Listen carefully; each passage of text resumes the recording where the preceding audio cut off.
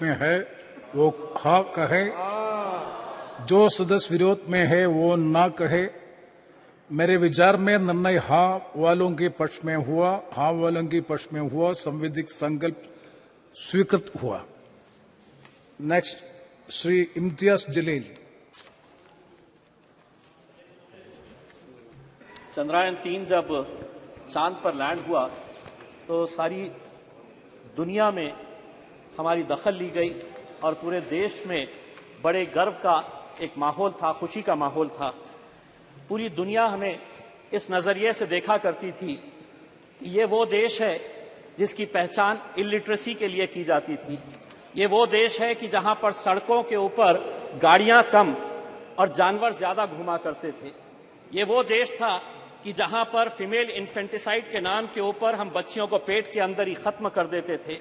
ये वो देश था जहां बेरोजगारी हमारा मुकद्दर थी।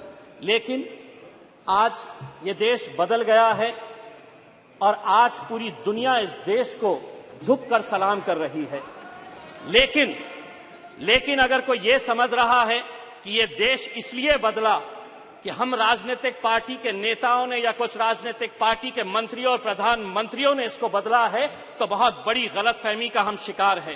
ये देश अगर बदला है तो युवा शक्ति की वजह से बदला है। ये देश अगर बदला है तो हमारे किसानों की वजह से बदला है। ये देश अगर बदला है तो हमारी महिलाओं की वजह से बदला है, हमारे वैज्ञानिकों की वजह से बदला है।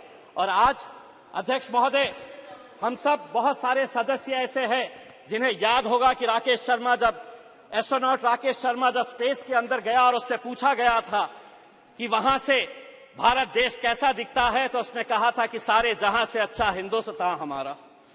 अध्यक्ष महोदय, अगर इस स्पेस प्रोग्राम को हमें आगे बढ़ाना है तो हमें कहीं ना कहीं से इसे और फंडिंग देने की जरूरत है।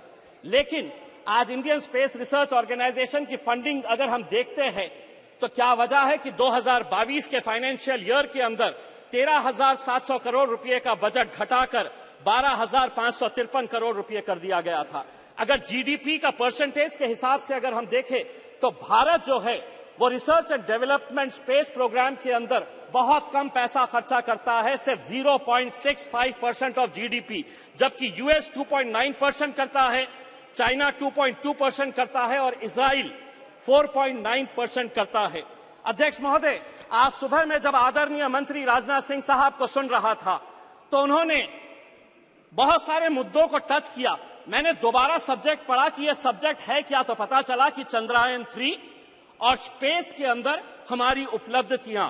लेकिन राजनाथ सिंह साहब ने यह भी बताया कि राम मंदिर बनाई जा रही है, कौन बना रहा है, कैसे बना रहा। अगर आप सब्जेक्ट से हट गए तो थोड़ा मैं भी सब्जेक्ट से हटकर यह बताना चाहता हूं कि जब चंद्रयान-3 चांदा मामा के पास गया तो वहां से चाइना नजर आया आपको यह नजर आया कि किस तरीके से 2000 स्क्वायर किलोमीटर हमारी धरती के ऊपर चाइना ने कब्जा करके रखा है।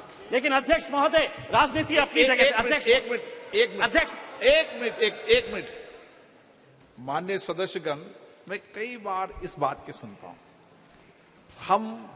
हमारे देश की महिमा, उसकी प्रसिद्धि, उसके बारे में हम सदन में क्या मैसेज देना चाहते हैं। सदन में कुछ विषयों को सकारात्मक तरीके से पूरा देश, पूरा विश्व संसद की कार्रवाई को देखता है।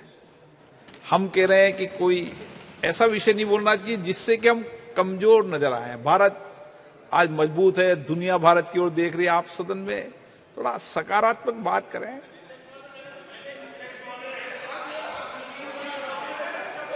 हाँ, वो विषय अलग है, वो विषय है।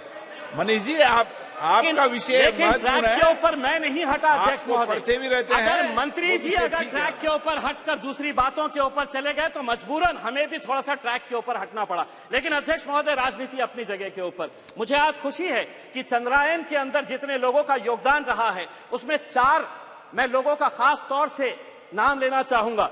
यकीनन जो हमारे साइंटिस्ट हैं, इस प्रोजेक्ट के डायरेक्टर है सोमनाथ, इसरो के chairperson, mission director S Mohan Kumar, project director Veera Muthuvel, इनके साथ जितनी भी टीम लेकिन अध्यक्ष महोदय, इसी दिल्ली के जामिया मिलिया इस्लामिया के 2 लड़के भी थे उसी टीम के अंदर जिन्होंने चंद्रयान को वहां तक पहुंचाने का काम किया, मोहम्मद काशिफ और अरीब अहमद।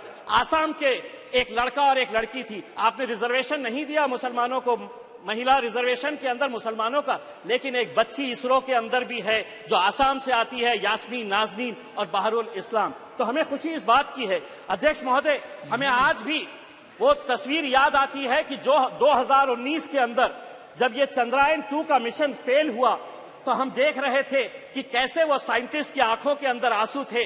वही मंजर 2023 का देखिए, जब वो किस तरीके से खुश हो रहे थे। जब वो 2019 के अंदर नाकामयाब हुए तो उन्हें इस बात का दर्द नहीं सताया कि हम फेल हो गए। उन्होंने शायद सोहनलाल त्रिवेदी की उस कविता से कुछ सीख ली और आगे बढ़ते रहे। और वो कविता के कुछ पंक्तियां मैं आपको सुनाना चाहता हूं। असफलता एक चुनौती है, स्वीकार करो, क्या कमी रह गई देखो और सुधार करो, जब तक न सफल हो नींद चैन को त्यागो तुम, संघर्ष का मैदान छोड़ मत भागो तुम, कुछ किए बिना ही जय जयकार नहीं होती, कोशिश करने वालों की कभी हार नहीं होती। धन्यवाद।